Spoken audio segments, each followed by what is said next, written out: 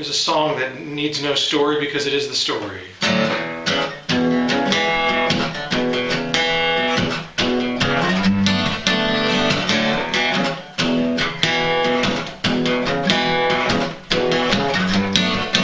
We were 4 days in hay, we were driving every day. We were all out of stories, we were tired of talking anyway. Tired of crazy drivers dodging potholes in the dirt. The race without a finish line, or someone's always getting hurt.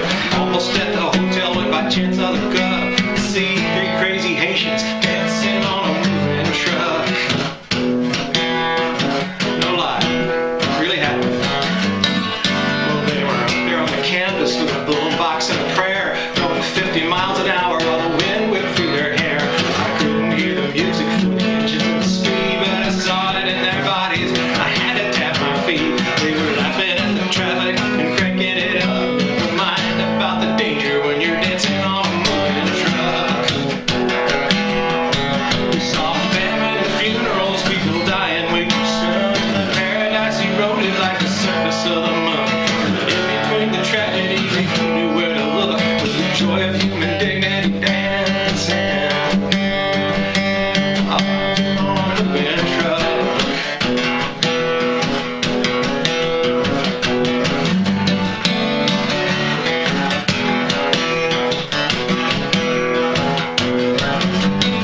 Well, I've seen a little courage and I felt a lot of fear. The world is full of danger, full of tragedy and tears. Yeah, and sometimes there's music with sandwiches. I think about those Haitians and the joy they might have missed.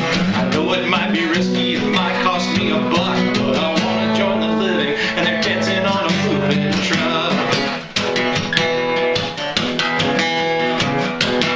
So I'm gonna start dancing in the privacy of my own home on a moving truck. Maybe not a moving truck. Yeah, I'm gonna be dancing, dancing, dancing, dancing, dancing, dancing on a moving truck. Oh, you make me wanna dance. Hey, Madeline, glad you're there. Hi, Dan Roberts, glad you're there.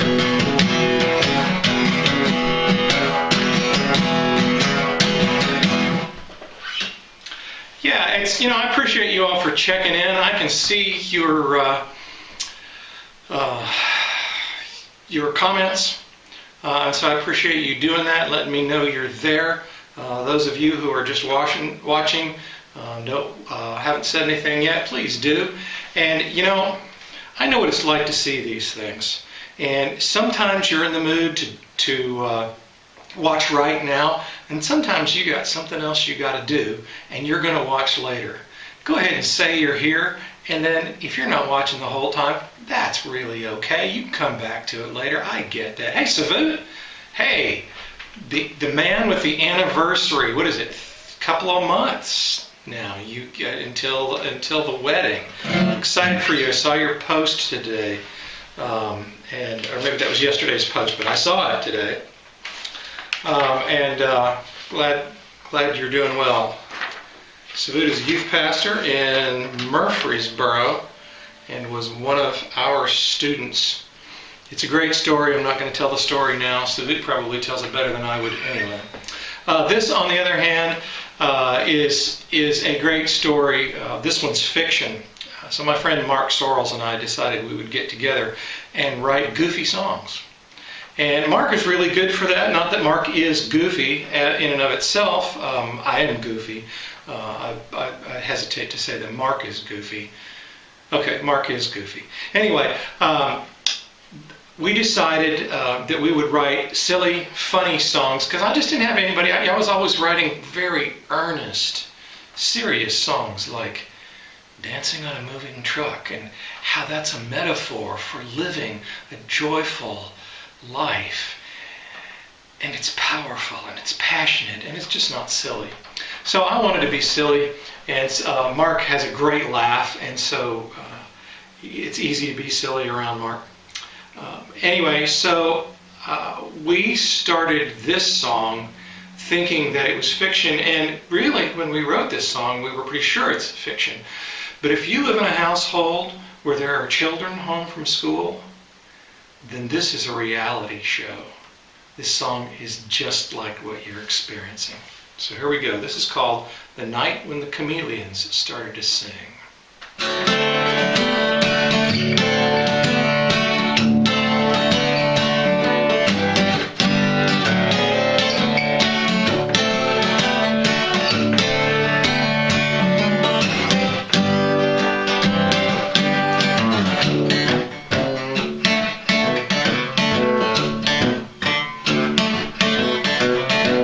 It was the color of the moon that night as we peered down the zoo with a purple golden light. All was still and quiet under the watchman's key, but the blue vermilion glow woke the animals from sleep. Something got them wound up tighter than a spring. That's when the chameleons started to sing.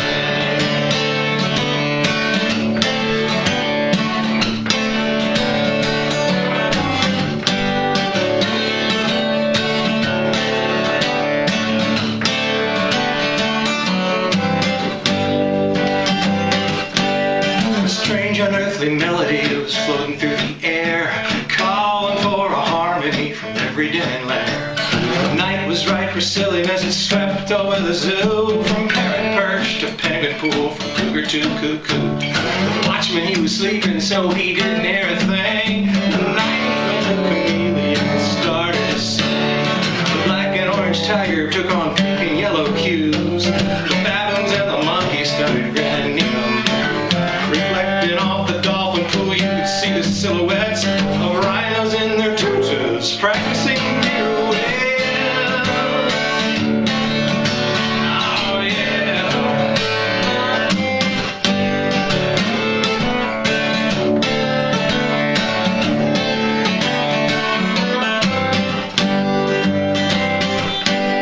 The chickadees were arguing, the worms were having fights, the whales were dancing on dry land in polka-dotted tights. Hyenas quit their laughing, they took hankies out and cried. The clowns were playing basketball with all their games denied. Condors beat a rhythm on their bald heads with their wings. The night when the chameleons started to sing. The black and orange tiger took on pink and yellow hues. The baboons and the monkeys started to grin neon. Reflecting off the dolphin pool, you could see the pirouettes and silhouettes of rhinos in their tutus, practicing pirouettes.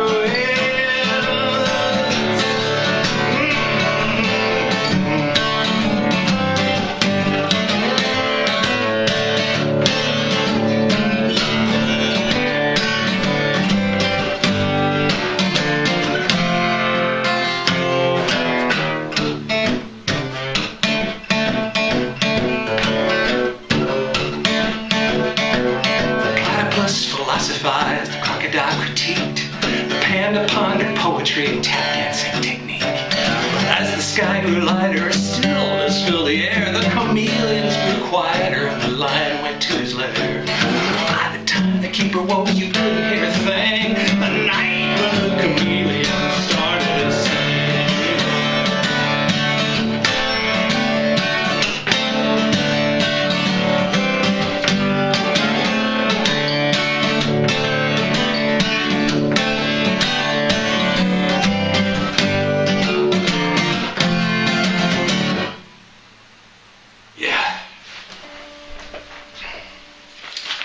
As you can tell, I got lyrics in front of me. That song has a lot of words, okay? But they're nice words. I like them. I've always thought that somebody ought to illustrate that and it would make a great children's book. I don't know that I ever play it for children, unless there are children watching now. But if you are a child and you liked that, speak up. Let's see who's Marsha Pugh. Hey, you don't have young children anymore. Hey, sis. Sister Meg.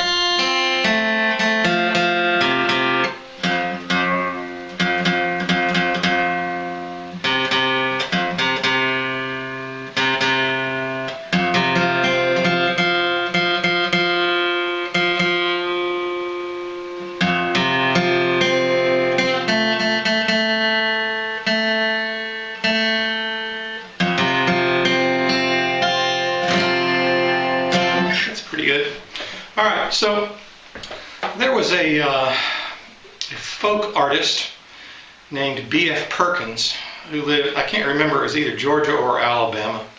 I believe he is passed away.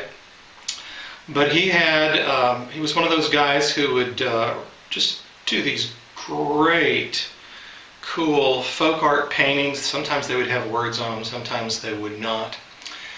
And he just had kind of a gallery in his garden, in his little house. And you could walk around that, and there was all kinds of interesting art stuff in his yard. I never went there. Friends told me about it. But when my friend Mike was telling me about it, he quoted one of those paintings.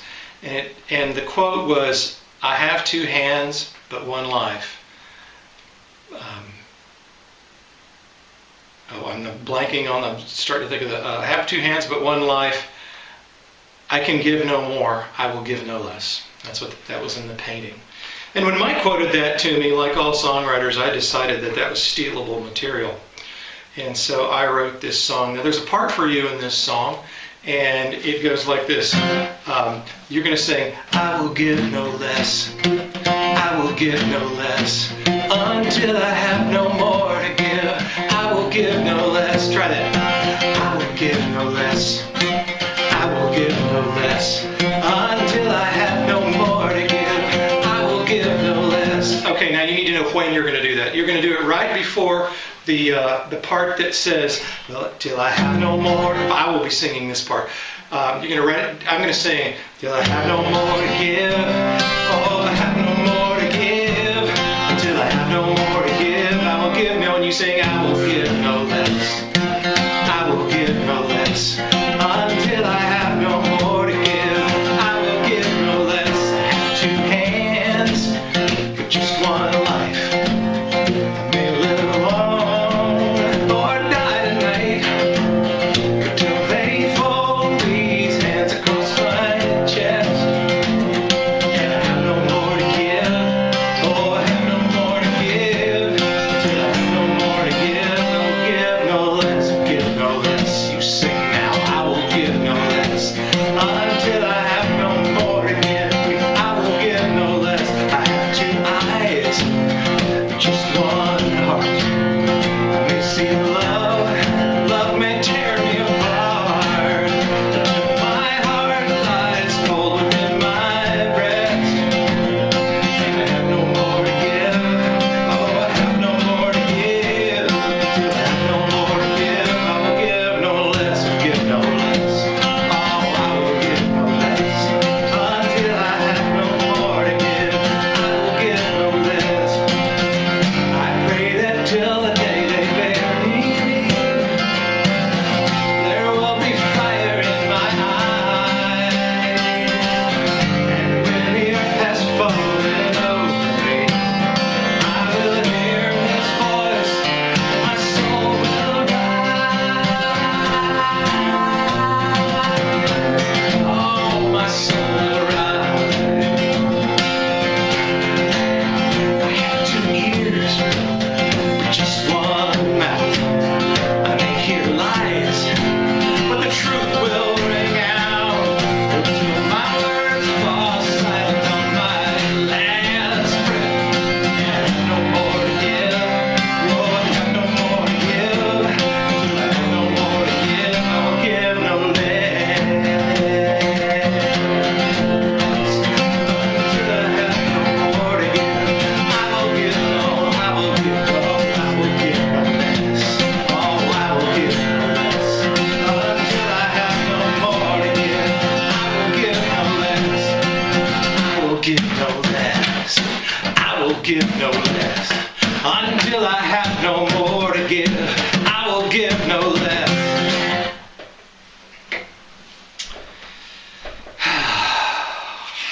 Thank you, BF.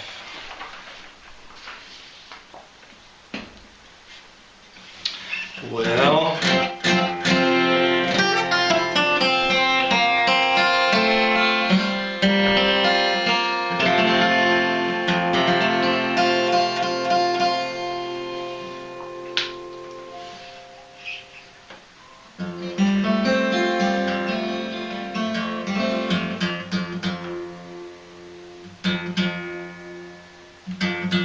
Hey, let me use this little tuning pause as an opportunity to remind you that if you're not already on the mailing list at jimweber.com, that you go there. It's Weber with one B, Jim with one M, also one I and one J.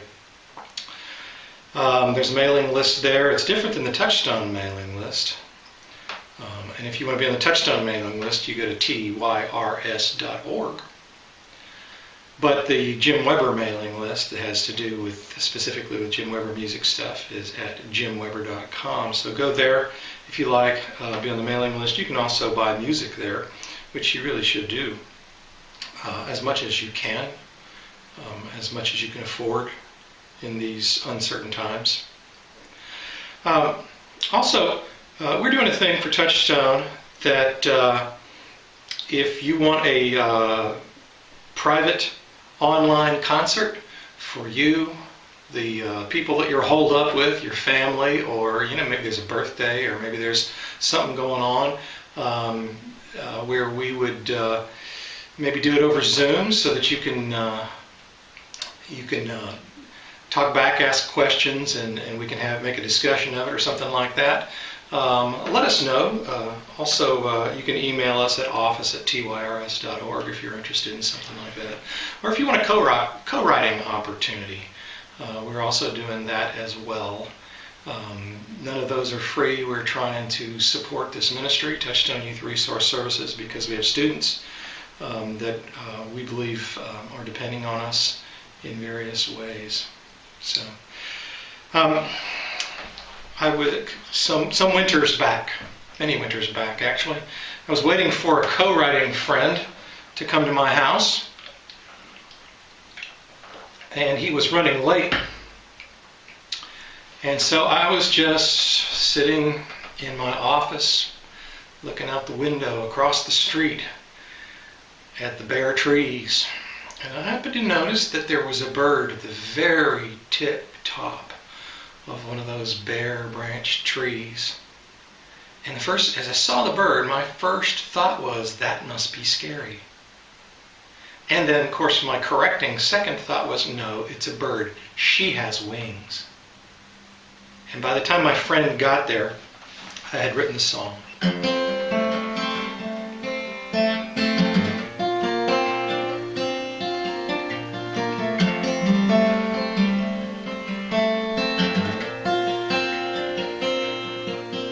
She stands on the edge without trembling. A fall now would take her life. She steps out in peaceful remembering how it feels to feel lonely and light. There's no suicidal sensation. There's no sense of danger at all. Just a vision of Earth moving closer as she reaches out and catches her own fall. She has wings, she can fly. It's a long way down, but she was born to sweep the sky. There may be a fear of falling, but hope is a powerful thing. Her heart can hear it calling, and she has wings.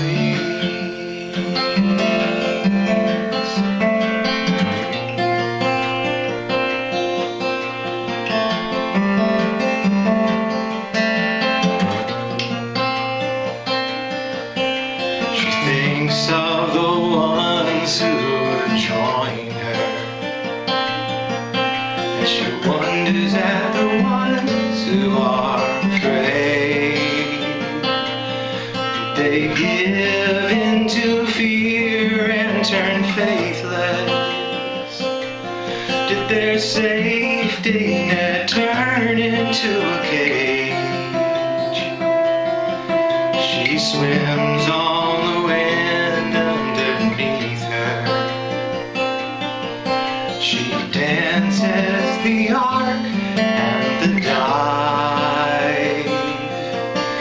Her courage like prayer soars through heaven, believing it's good to be alive. She has wings, she can fly. It's a long way down. She was born to sweep the sky. There may be a fear of falling, but hope is a powerful thing. Her heart can hear it calling, and she has wings.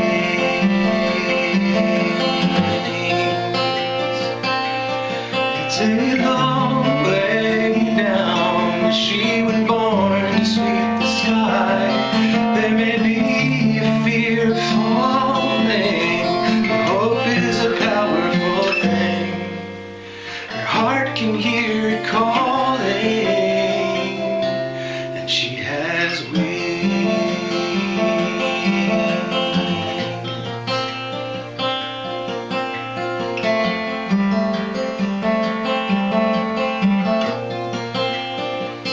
And she can fly.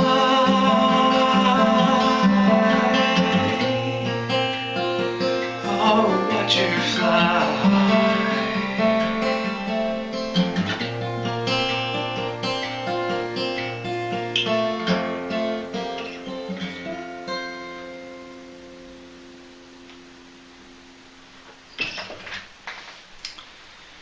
Well, the work we do at Touchstone with high school students in education circles, it's called social emotional learning. Helping students develop the social and emotional skills to do well as adults.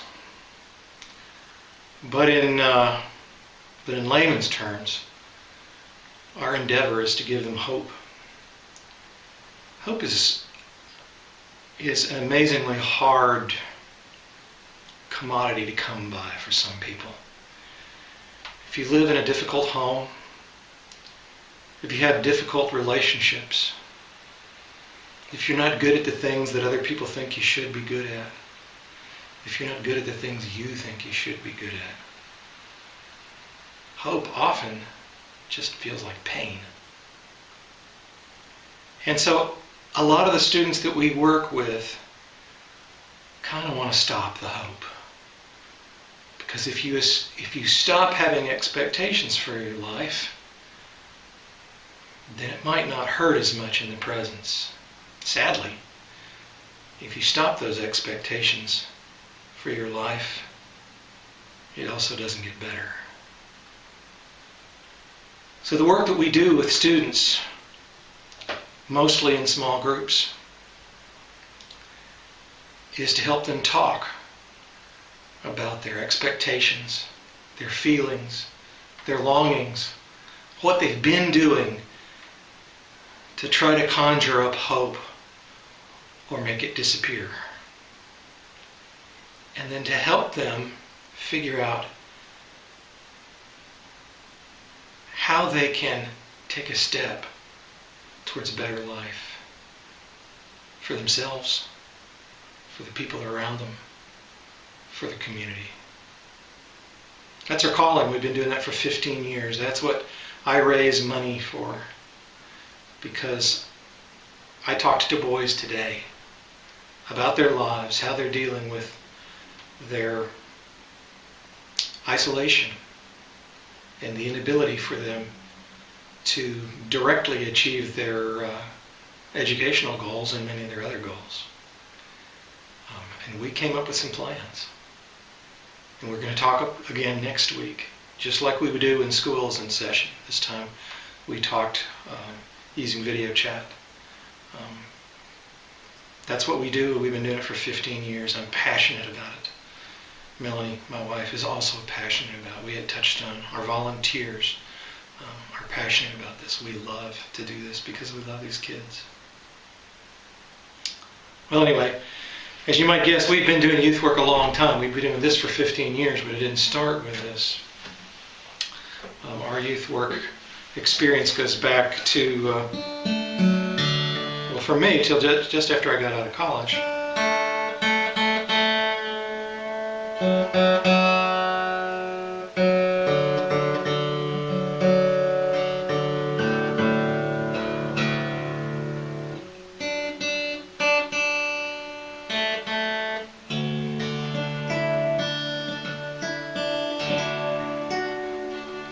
Worked with a lot of teenagers over the year, and many of the teenagers that I started out working with are adults now, living largely pretty great lives. I still get to keep up with many of them. I'm proud of them, delighted with them.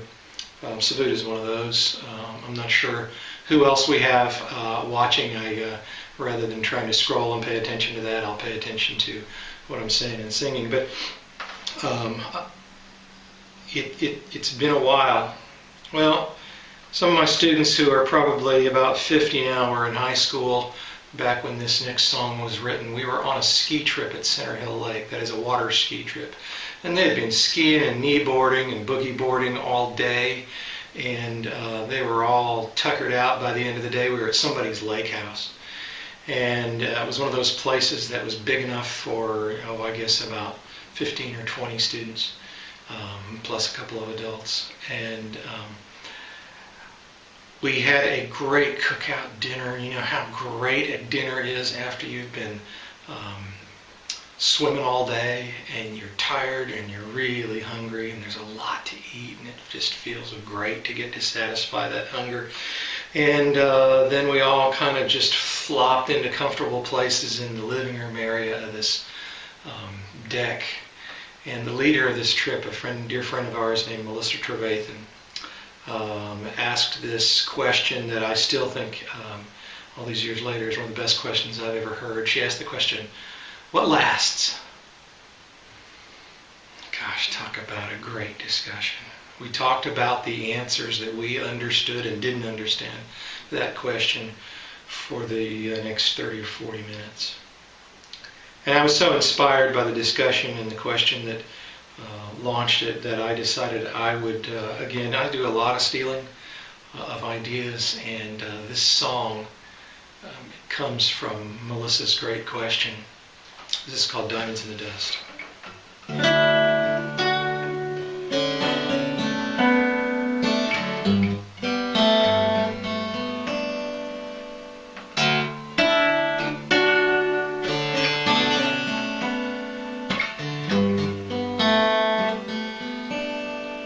When the sand slipped through my hourglass and I find myself looking back over all that I've done, will it stand in the wind that blows future past? And is anything here gonna last? My time is done. Will there be diamonds in the dust, gold beneath the rust, or treasures in my castles after they fall? And when the rest of life is gone, is there something left that lives on, like diamonds in the dust?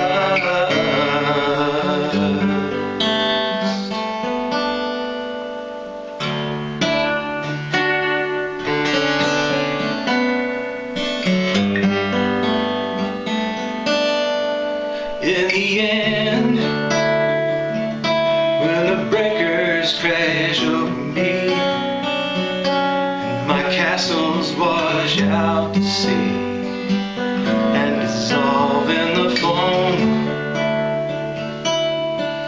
will I stand and sift life through hopeful hands? 'Cause I know I left pearls in the sand when the rest is all gone. Will there be diamonds in the dust, gold beneath the rust?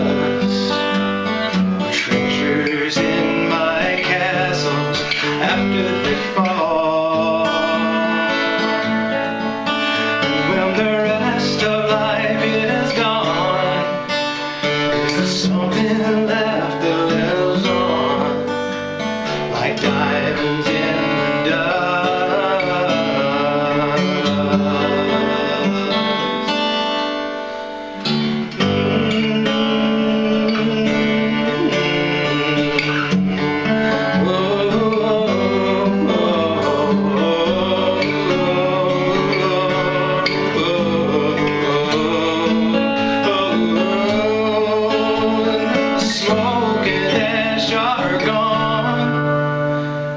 something left that lives on, like diamonds in the dust.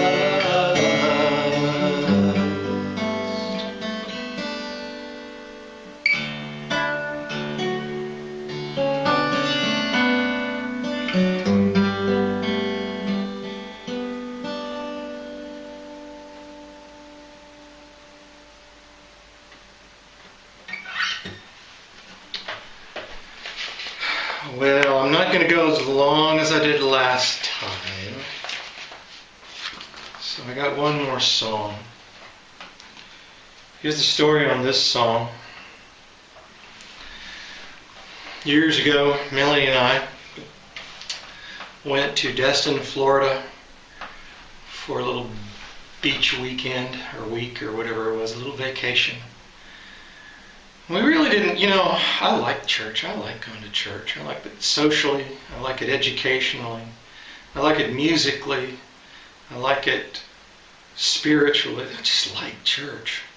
But we weren't planning on going to church this particular week, except that we saw this church that just had a great name. And it just beckoned me. The church was St. Andrews by the Sea Episcopal Church. And I just thought, I want to go there because it has a great name. That's a dumb reason for it to want to go to a church, but it was my reason. And we went and we loved it. We chatted with people afterwards. And we ended up coming back, 5 or 6 times to do music and youth speaking with the youth group at St. Andrews by the Sea. We're still in touch with the guy who was a youth pastor then, John Davis, dear friend of ours, who is now an Episcopal priest.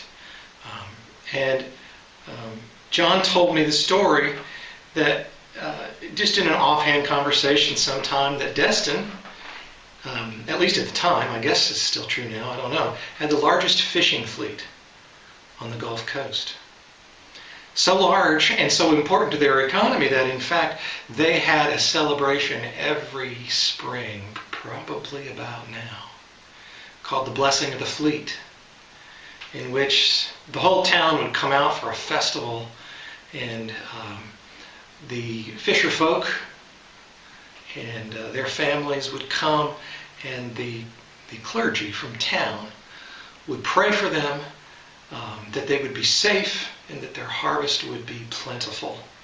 I just thought that was such a great thing. I've never gotten a chance to go down there to the Blessing of the Fleet, but if I'm ever down there this time, that is the thing I will go see. I want to see it. And maybe other fishing areas have that. I imagine that New England, that has probably bigger fishing fleet overall, that they also have Blessing of the Fleet celebrations in the various fishing towns up there in Maine and in Massachusetts and other places. I love to think about it. My friend Billy Sprague, who has a thing about whales, he has whale pictures and carvings kind of all over the place. He's a nautical kind of guy who grew up in West Texas and I think probably loves the ocean because of that. Fortunately, he lives just about inside the ocean now. In Florida. But Billy and I got together in order to co-write, which we often did when he lived here in Nashville, and I pitched him the idea of the Blessing of the Fleet as a song, and we talked about it for a while, about what it'd be, and we finally decided that just like for the those who were going to go fishing for their livelihood, that it would be a send-off of sorts. So this, my last song, is also going to be my send-off for you as you sail into the unknown waters that are ahead for all of us.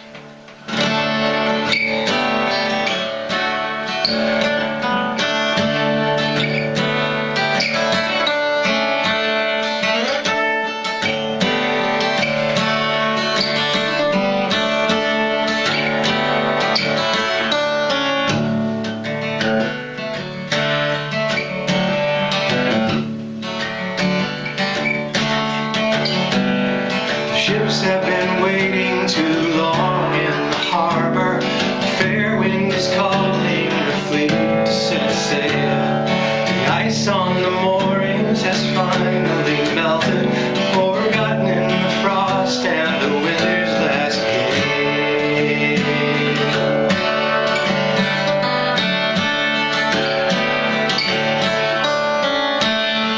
Fishermen come with their nets newly mended. They gather their families there on the shore. Children and fathers fall equally silent, while sweethearts and wives wish for one minute more. And drawing together and bowing their heads for the ones who are sailing away. The journey is worth every danger they dread, so they stand by the ocean and pray. May your nets be filled and your compass true. May the wind and the wave be your friend. May you stand the storm, and may the hand of the Lord bring you safely to harbor again.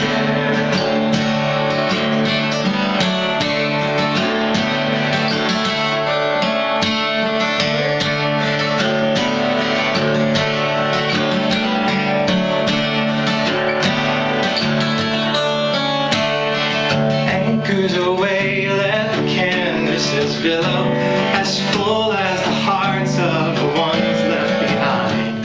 They watch as the last sail sinks o'er the horizon, then chart their own course on an ocean of time.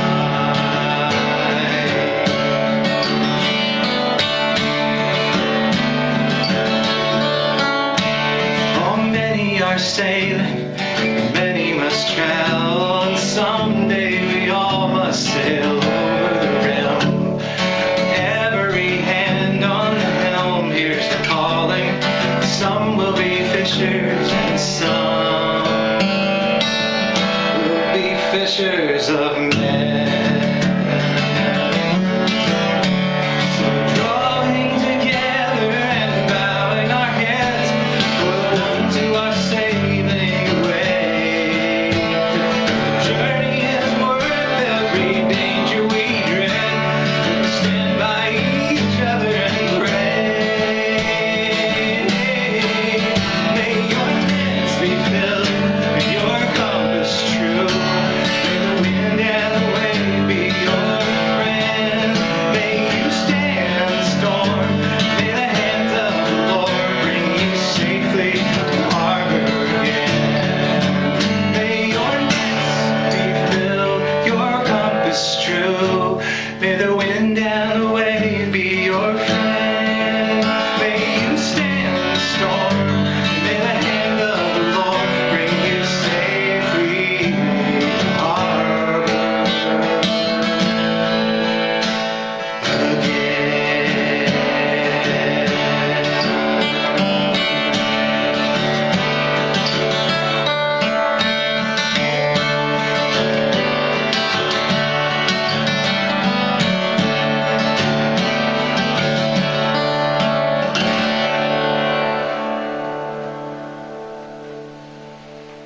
Well, thanks for joining me for this little time.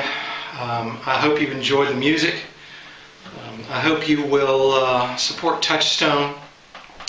Again, that's at turs.org, or you can see the link that I put at the beginning of this, at the first comment of this event.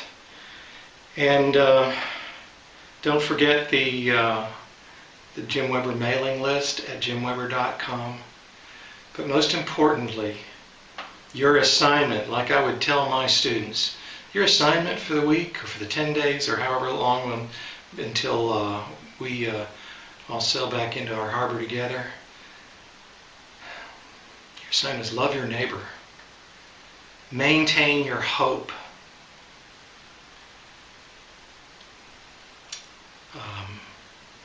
Trust in the God who's the master of the waves.